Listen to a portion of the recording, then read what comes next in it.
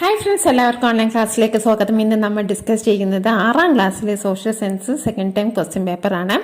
6ാം ക്ലാസ്സുമായി ബന്ധപ്പെട്ട കുറേ question paper ഞാൻ അപ്ലോഡ് ചെയ്തിട്ടുണ്ട്. കാണാത്തവർ അത് കാണുക, അതിൻ്റെ ലിങ്ക്. അപ്പോൾ നമുക്ക് ആദ്യത്തെ ആക്ടിവിറ്റി വായിച്ചു നോക്കാം. The following are some personalities who made important invention related to the shape of the earth. അപ്പം താഴെ കാണുന്നത് ഭൂമിയുടെ ആകൃതിയുമായി ബന്ധപ്പെട്ട കണ്ടെത്തലുകൾ നടത്തിയ ചില വ്യക്തികളുടെ പേരാണ്. ആരൊക്കെയാണത്? Thales, Pythagoras, Aryabhata, Magellan, Isaac Newton. Their findings are given below. അവരുടെ ഫൈൻഡിങ്സ്, കണ്ടെത്തലുകളൊക്കെ താഴെ കൊടുത്തിരിക്കുന്നു. Match the personalities with their findings. അപ്പോൾ അത് മാച്ച് ചെയ്യാനാണ്. അപ്പോൾ ആദ്യത്തെ ചോദ്യം നോക്കാം. The shape of the earth is flat at the poles and bulged in the middle. ഭൂമിയുടെ ആകൃതി ധ്രുവപ്രദേശങ്ങളിൽ അല്പം പരന്നതും എന്നാൽ മധ്യഭാഗം കുറച്ച് ബൾജ് ചെയ്തത്, വീർത്തതുമായതാണെന്ന് കണ്ടെത്തിയത് ആരാണത് കണ്ടെത്തിയത്? ഐസക് ന്യൂട്ടൺ ആണ് അങ്ങനെ കണ്ടെത്തിയത്. ഓക്കെ, അപ്പോൾ ഐസക് ന്യൂട്ടൺ കണ്ടെത്തിയ എന്താണ്? The shape of the earth is flat at the poles. പോൾസിൽ ഫ്ലാറ്റ് ആണ്. ഇനി രണ്ടാമത്തെ നോക്കാം. Voyage around the world proved that the earth is spherical. ലോകം ചുറ്റിയുള്ള കപ്പൽ യാത്ര നടത്തി ഭൂമി ഉരുണ്ടതാണെന്ന് തെളിയിച്ചു. അതാരാണ്? ലോകം ചുറ്റിയുള്ള കപ്പൽ യാത്ര എന്ന് പറയുമ്പോൾ തന്നെ നമുക്ക് ആരുടെ പേരാണ് ഓർമ്മ വരിക? മഗല്ലൻ്റെ പേരാണ് ഓർമ്മ വരിക അല്ലേ? ലോകം ചുറ്റി സഞ്ചരിച്ച കപ്പൽ യാത്രക്കാരനാണ് മഗല്ലൻ. ഇനി അടുത്തത് മൂന്നാമത്തേത്. The concept of spherical earth was put forward. ഭൂമിക്ക് ഗോളാകൃതിയാണെന്ന ആശയം ആദ്യമായി മുന്നോട്ട് വെച്ചത് ആരാണ്? തേൽസ് ആണ്. അപ്പോൾ ഉത്തരം എന്താണ്? തേൽസ് ആണ്. The concept of the spherical earth was first put forward. ആദ്യമായിട്ട് മുന്നോട്ട് വെച്ചത് തേൽസ് ആണ്. ഇനി നാലാമത്തെ നോക്കാം. Earth rotate on its on imaginary axis. ഭൂമി അതിൻ്റെ ഇമാജിനറി ആക്സിസ്, അതായത് സാങ്കല്പിക അച്ചുതണ്ടിൽ സ്വയം കറങ്ങുകയാണ് എന്ന് കണ്ടുപിടിച്ചത് ആരാണ്? ആര്യഭടനാണ് അങ്ങനെ കണ്ടുപിടിച്ചത്. ഇനി അടുത്തത് അഞ്ചാമത്തെ ചോദ്യം. It is proved that the earth is spherical in shape. ഭൂമിക്ക് ഗോളാകൃതിയാണെന്ന് തെളിയിച്ചത് ആരാണ്? പൈതഗോറസ് ആണ്. അപ്പോൾ ഭൂമിക്ക് ഗോളാകൃതിയാണെന്ന് ആദ്യമായി മുന്നോട്ട് വെച്ചതാണ് തേൽസ്, പക്ഷെ അത് ശരിയാണ് എന്ന് തെളിയിച്ചത് പൈതഗോറസ് ആണ്. അപ്പോൾ രണ്ടും തമ്മിലുള്ള വ്യത്യാസം നിങ്ങൾ ഓർത്ത് വെക്കുക, ഇത് ഓർമ്മയിൽ വെക്കുക. അപ്പോൾ the shape of the earth, ഭൂമിയുടെ ആകൃതി എന്താണെന്ന് ആർക്കെങ്കിലും അറിയാമോ? നമ്മൾ പഠിച്ചാണ് ജിയോയിഡ്. ഭൂമിയുടെ ആകൃതി എന്താണ്? ജിയോയിഡ് ആണ്. ഓക്കെ, ഇനി നമുക്ക് അടുത്ത ചോദ്യം നോക്കാം. ഇനി നമുക്ക് രണ്ടാമത്തെ ആക്ടിവിറ്റി നോക്കാം. During the medieval period the Chinese and the Arabs made significant contribution in the field of knowledge and art. മധ്യകാലഘട്ടത്തിൽ നോളേജിൻ്റെയും ആർട്ടിൻ്റെയും മേഖലകളിൽ ശ്രദ്ധേയമായ സംഭാവനകൾ നൽകിയവരാണ് ചൈനക്കാരും അറബികളും. അതുമായി ബന്ധപ്പെട്ട 3 ചോദ്യങ്ങളാണുള്ളത്. ആദ്യത്തെ ചോദ്യം. Name the Buddhist centres of worship constructed by the Chinese. ചൈനക്കാർ നിർമ്മിച്ച ബുദ്ധ ദേവാലയങ്ങൾ അല്ലെങ്കിൽ ബുദ്ധ ക്ഷേത്രങ്ങൾ ഏത് പേരിലാണ് അറിയപ്പെടുന്നത്?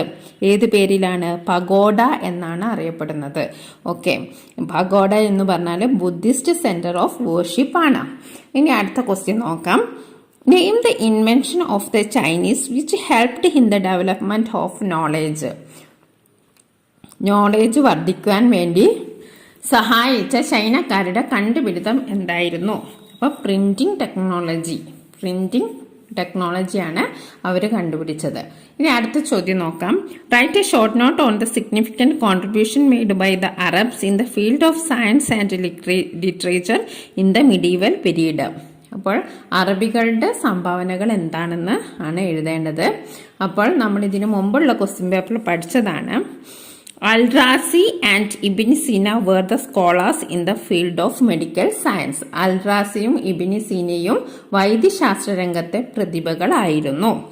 Rubaiyat of Umar Khayyam and Shahnama written by Firdausi are the remarkable literary works of the period.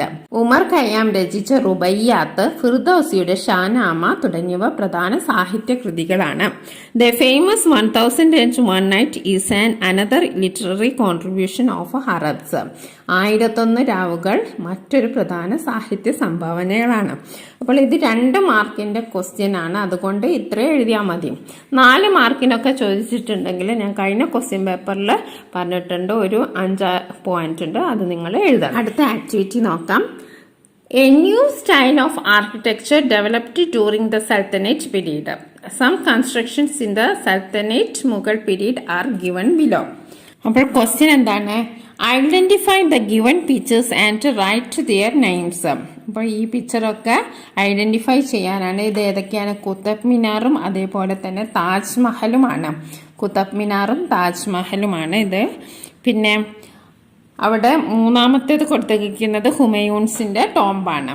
Okay, ആദ്യത്തേത് കുത്തബ് മിനാർ, രണ്ടാമത്തേത് താജ്മഹൽ, മൂന്നാമത്തേത് ഹുമയൂൺസ് tomb.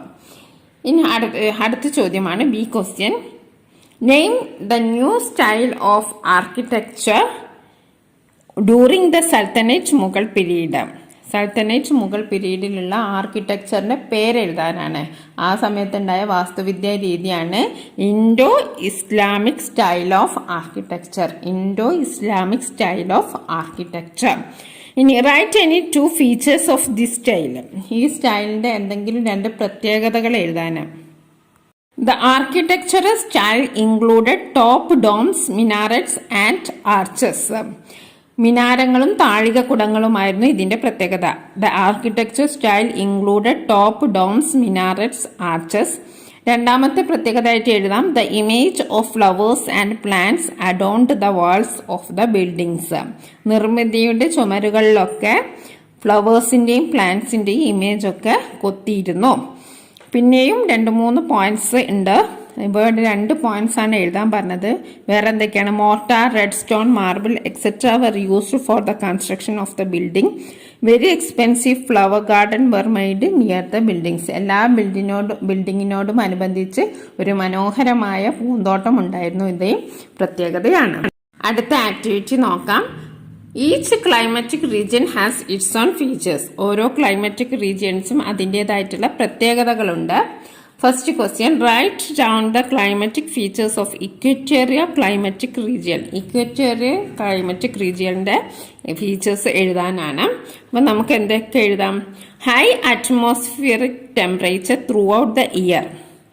High atmospheric temperature throughout the year. വർഷം മുഴുവനും നല്ല ഉയർന്ന താപനിലയാണ്. പിന്നെ രണ്ടാമതായിട്ട് നമുക്ക് എന്ത് എഴുതാം? Daily afternoon showers with thunder and lighting. ഇടിമിന്നലോട് കൂടിയ ശക്തിയായ മഴ എല്ലാ ഉച്ചനേരത്തും ഉണ്ടാവും. അപ്പം 2 പോയിന്റ് എഴുതാം. High atmospheric temperature throughout the year, daily afternoon showers with thunder and lightning. ഇനി രണ്ടാമത്തെ ചോദ്യം, write down the latitudinal position of equatorial climatic region. Equatorial climatic റീജിയന്റെ ലാറ്റിറ്റ്യൂഡിനൽ പൊസിഷൻ എഴുതാനാണ്. 10 degree south and 10 degree north of the equator. എന്താണ് equator? Latitude ഏതാണ്? 10 degree south and 10 degree north of the equator. ഇങ്ങനെ 3 climatic റീജിയനും ഓരോ latitudes ഒക്കെ ഉണ്ട്. അതൊക്കെ നമ്മൾ ഇതിനു മുമ്പുള്ള വീഡിയോസിൽ അപ്ലോഡ് ചെയ്തിട്ടുണ്ട്. ഇനി അടുത്ത ക്വസ്റ്റ്യൻ നോക്കാം. C question, gathering forest products are the means of livelihood of the people in the equatorial climatic region. What may be the reason? അപ്പോൾ ആ റീജിയനിലുള്ള ആൾക്കാരുടെ പ്രധാന തൊഴിൽ എന്താണ്? വനവിഭവങ്ങൾ ശേഖരിക്കുക, ഫോറസ്റ്റ് പ്രോഡക്ട്സ് ശേഖരിക്കുക എന്നതാണ് അവിടുത്തെ മെയിൻ ലൈവ്ലിഹുഡ്. അതിന് കാരണം എന്താണെന്നാണ് ചോദിച്ചിരിക്കുന്നത്. Equatorial climatic region is characterised by dense forest with hardwood trees. അപ്പോൾ ഇക്വറ്റോറിയൽ ക്ലൈമാറ്റിക് റീജിയൻ എന്ന് പറഞ്ഞിട്ടുണ്ടെങ്കിൽ അവിടെ എന്താ ഉള്ളത്? കാടാണുള്ളത്. ഡെൻസ് ഫോറസ്റ്റ് ആണ്. ഇടതൂർന്ന ഡെൻസ് ഫോറസ്റ്റ് എന്ന് പറഞ്ഞാൽ ഇടതൂർന്ന തിങ്ങി നിറഞ്ഞ മരങ്ങൾ കൂടിയിട്ടുള്ള ഒരു സ്ഥലമാണ്. വിത്ത് ഹാർഡ്വുഡ് ട്രീസ്, നല്ല ഉറപ്പുള്ള മരങ്ങളാണ് അവിടെ ഉള്ളത്. More than 1000 species of plants grow densely in every square kilometre area of the equatorial forest region. അപ്പോൾ ഒരുപാട് സ്പീഷീസ് ഓഫ് പ്ലാന്റ്സ് അവിടെ ഉണ്ട്. അതുകൊണ്ട് തന്നെയാണ് അവർ വനവിഭവങ്ങൾ ശേഖരിക്കുകയാണ് അവിടുത്തുകാരുടെ പ്രധാനപ്പെട്ട തൊഴിൽ. അടുത്ത ആക്ടിവിറ്റി നോക്കാം. Many new cities developed Europe by 11th century CE. Point out the peculiarities of the medieval European cities. അപ്പോൾ അതിൻ്റെ പ്രത്യേകതകൾ എഴുതാനാണ്. Many new cities developed in Europe by the 11th century CE. Centers of trade and handicrafts gradually changed into cities. The cities of Italy had engaged in trade with Western European countries. അടുത്ത question നോക്കാം. Many European cities had trade relation with countries like India, China etcetera. What are the resources exchanged by them? എന്തൊക്കെയാണ്? Spices, gems and cloths from India and China were imported to these cities. ഇന്ത്യയിൽ നിന്ന് സുഗന്ധവ്യഞ്ജനങ്ങൾ, Gems എന്ന് പറഞ്ഞാൽ രത്നങ്ങൾ, അതേപോലെ തന്നെ clothes, ഇവയൊക്കെയാണ് അങ്ങോട്ട് കയറ്റി അയച്ചിരുന്നത്. കുറേ യൂറോപ്യൻ സിറ്റീസ് മിഡീവൽ പീരീഡിൽ ഉണ്ടായിരുന്നു നമ്മൾ പറഞ്ഞല്ലോ. അപ്പോൾ നമുക്കിനി ഏതൊക്കെയാണ് സിറ്റീസും അതും കൺട്രീസും നമുക്ക് നോക്കാം. European cities of the medieval period countries: Genoa Italy, Venice Italy, Milan Italy, Florence Italy. ഇപ്പോൾ ഇറ്റലിയിലുള്ള സിറ്റീസാണ് ജനോവ, വെനീസ്, മിലാൻ, ഫ്ലോറൻസ്. അതേപോലെ ജർമ്മനിയിലുള്ളതാണ് ന്യൂറംബർഗ്. ജർമ്മനിയിലുള്ള സിറ്റിയുടെ പേരെന്താണ്? ന്യൂറംബർഗ്. തുർക്കിയിലുള്ളതാണ് കോൺസ്റ്റാന്റിനോപ്പിൾ. അതേപോലെ തന്നെ നമ്മളൊക്കെ പഠിച്ചിട്ടുണ്ട്, കുറേ യൂണിവേഴ്സിറ്റീസിലും യൂറോപ്പിലും ഉണ്ടായിട്ടുണ്ട്. കുറേ സിറ്റീസ് ഉണ്ടായി, കുറേ യൂണിവേഴ്സിറ്റീസ് ഉണ്ടായി. അപ്പോൾ സിറ്റീസിന്റെ പേരാണ് നമ്മളിപ്പോൾ പറഞ്ഞത്: Genoa, Venice, Milan, Florence, Nuremberg, Constantinople. ഇനി യൂണിവേഴ്സിറ്റീസിന്റെ പേര് നമ്മൾ അറിഞ്ഞിരിക്കണം. ഏതൊക്കെയാണ്? ഇറ്റലിയുള്ളതാണ് പാവിയ, പാദുവ. ഇറ്റലിയിലുള്ള യൂണിവേഴ്സിറ്റിന്റെ പേരെന്താണ്? Pavia, Padua. സ്പെയിനിലുള്ള യൂണിവേഴ്സിറ്റിയാണ് പാർമ, കൊർഡോവ. ഫ്രാൻസിലുള്ളതാണ് പാരീസ്, ടുലോസ്. ഇംഗ്ലണ്ടിലാണ് ഉള്ളതാണ് ഓക്സ്ഫോർഡ്, കാംബ്രിഡ്ജ്. ഒക്കെ നമുക്ക് പരിചയമാണ്. ബാക്കിയുള്ളത് അത്ര പരിചയമില്ല. അപ്പോൾ നമ്മൾ പഠിച്ചിരിക്കുക: Italy, Pavia, Padua; Spain, Parma, Cordova; France, Paris, Toulouse; England, Oxford, Cambridge. ഇത് മിഡീവൽ പീരീഡിലുണ്ടായ യൂണിവേഴ്സിറ്റീസിന്റെ പേരാണ്. അടുത്ത ക്വസ്റ്റ്യൻ നോക്കാം. Observe the Kerala is enriched by a variety of art forms. Observe the pictures are given below and identify art forms. അപ്പോൾ താഴെ കൊടുത്തിരിക്കുന്ന art forms ഒക്കെ ഏതാണെന്ന് തിരിച്ചറിയുക. ഫസ്റ്റ് വൺ എന്താണ്? കഥകളിയാണല്ലേ. First one Kathakali. രണ്ടാമത്തേത് ഒപ്പനയാണ്. ഒപ്പനയാണ്. മൂന്നാമത്തേത് ചാക്യാർ കൂത്ത്. നാലാമത്തേത് തെയ്യം. അപ്പൊ കഥകളി, ഒപ്പന, ചാക്യാർകൂത്ത്, തെയ്യം ഇവയൊക്കെയാണ് ഈ ആർട്ട് ഫോംസ്. ഇനി അതിനെ നമ്മൾ ക്ലാസിഫൈ ചെയ്യണം. നമ്മൾ 2 ഫോം ഓഫ് ആർട്സ് ആണ് പഠിച്ചത്. എന്തൊക്കെയാണ്? ടെമ്പിൾ ആർട്സും റിച്വൽ ആർട്സും. അപ്പൊ അടുത്ത ക്വസ്റ്റ്യൻ അതാണ്.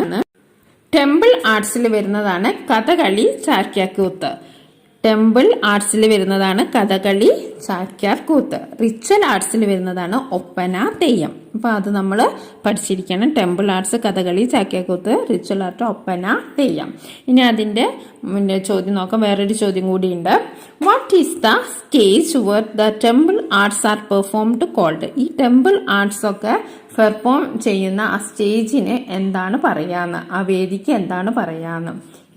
കൂത്തമ്പലം. കൂത്തമ്പലം. ഇനി എന്താണ് temple arts? Explain temple arts. Koothu, Koodiyattam and Kathakali were staged in the Koothambalam attached to temple. അതായത് കൂത്ത്, കൂടിയാട്ടം, കഥകളി എന്നിവയൊക്കെ പെർഫോം ചെയ്തത് എവിടെ വെച്ചിട്ടാണ്? ടെമ്പിളിനോട്, ക്ഷേത്രത്തിനോട് അറ്റാച്ച് ചെയ്തിട്ടുള്ള കൂത്തമ്പലത്തിൽ വെച്ചിട്ടാണ്. Koothu, Koodiyattam and Kathakali were staged in the Koothambalam attached to temples. Hence these art forms came to be known as temple arts. അങ്ങനെയാണ് ഇതിന് ടെമ്പിൾ ആർട്സ് എന്നുള്ള പേര് വരാൻ കാരണം. അത് കൂത്ത്, കൂട്ടിയാട്ടം, കഥകളി. ഇനി അടുത്തത് റിച്വൽ ആർട്ട് ഫോംസ്. അതെന്താണ് അങ്ങനെ പേര് വരാൻ കാരണം? The ritual art forms like Theyyam, Thira and Kalampattu were performed in caves and other places of worship. അപ്പോൾ തെയ്യം, തിറ, കളംപാട്ട് എന്നിവയൊക്കെ കാവുകളിലാണ് അരങ്ങേറിയിരുന്നത്. They were more popular than temple arts. ഈ റിച്വൽ ആർട്സ് ടെമ്പിൾ ആർട്സിനെക്കാട്ടിയും കുറച്ചുകൂടി പോപ്പുലറാണ്. ഇനി നമുക്ക് കുറച്ച് മലയാളത്തിലെ റൈറ്റേഴ്സിലെ മേജർ വർക്ക്സ് പരിചയപ്പെടാം. ഈ ചാപ്റ്ററിലുള്ളതാണ്. അപ്പോൾ തുള്ളൽ ലിറ്ററേച്ചർ കുഞ്ചൻ നമ്പ്യാർ. തുള്ളൽ പ്രസ്ഥാനം ആരുമായി ബന്ധപ്പെട്ടിരിക്കുന്നു? കുഞ്ചൻ നമ്പ്യാറുമായിട്ടാണ് ബന്ധപ്പെട്ടിരിക്കുന്നത്. അപ്പോൾ തുള്ളൽ കുഞ്ചൻ നമ്പ്യാർ. കൃഷ്ണഗാഥ ചെറുശ്ശേരി. കൃഷ്ണഗാഥ രചിച്ചത് ആരാണ്? ചെറുശ്ശേരിയാണ്. രാമായണം മഹാഭാരതം എഴുത്തച്ഛനാണ്. രാമായണം മഹാഭാരതം ആരാണ് എഴുതിയത്? എഴുത്തച്ഛൻ. മുഹിയുദ്ദീൻ മാല കാസി മുഹമ്മദ് ആണ് എഴുതിയത്. മുഹിയുദ്ദീൻ മാല എഴുതിയത് ആരാണ്? കാസി മുഹമ്മദ്. പുത്തൻ പാന എഴുതിയത് അർണോസ് പാതിരി. ഇപ്പോൾ മിഡീവൽ കേരള എന്ന ചാപ്റ്ററിലുള്ള കുറച്ച് ഓതേഴ്സും വർക്ക്സുമാണ്. അപ്പം നിങ്ങളിത് പഠിച്ചു വെക്കുക. അടുത്ത ക്വസ്റ്റ്യൻ നോക്കാം. Latitudes and longitudes help to identify the location on the earth. ലാറ്റിറ്റ്യൂഡും ലോങ്ങിറ്റ്യൂഡും എന്തിനാ സഹായിക്കുന്നത്? നമുക്ക് ഭൂമിയിലെ സ്ഥലങ്ങളൊക്കെ തിരിച്ചറിയാനാണ് സഹായിക്കുന്നത്. ലൊക്കേഷൻ കണ്ടുപിടിക്കാനാണ്. ഓക്കെ, ഇവിടെ കുറച്ച് ലാറ്റിറ്റ്യൂഡ്സും ലോങ്ങിറ്റ്യൂഡും തന്നിട്ടുണ്ട്. ക്വസ്റ്റ്യൻ എന്താന്ന് നോക്കാം. The important latitudes R marked in the above picture. Complete the table. ഇപ്പം ലാറ്റിറ്റ്യൂഡ്സ് ഒന്ന് അവിടെ തന്നിട്ടുണ്ട്. North Paul. നോർത്ത് പോളിൽ എവിടെയാണ്? 90 ഡിഗ്രി നോർത്തിനാണ് നോർത്ത് പോൾ എന്ന് പറയാം. ഇനി നമുക്ക് ഓരോന്നായിട്ട് എഴുതാം. South Paul. സൗത്ത് പോൾ എന്ന് പറയുന്നത് 90 degree S. 90 degree north, 90 degree S. രണ്ടും ഓപ്പോസിറ്റ് സൈഡാണ്. അപ്പോൾ നോർത്ത് പോളും സൗത്ത് പോളും കണ്ടുപിടിച്ചു. ഇനി north Arctic cycle. North Arctic cycle അത് 66.5 ഡിഗ്രി സൗത്ത് ആണ്. സൗത്ത് അന്റാർട്ടിക് സർക്കിൾ എന്ന് പറയുന്നത് 66.5 ഡിഗ്രി സൗത്ത് ആണ്. ഇനി tropic of cancer 23.5 degree north. Tropic of cancer 23 degree north. Tropic of Capricorn 23.5 degree south. Equator 0 degree. Equator എത്രയാണ്? 0 degree. അടുത്ത ക്വസ്റ്റ്യനാ. തുന്ദ്ര climatic region, hot desert, equatorial climatic region, 3 regions തന്നിട്ടുണ്ട്.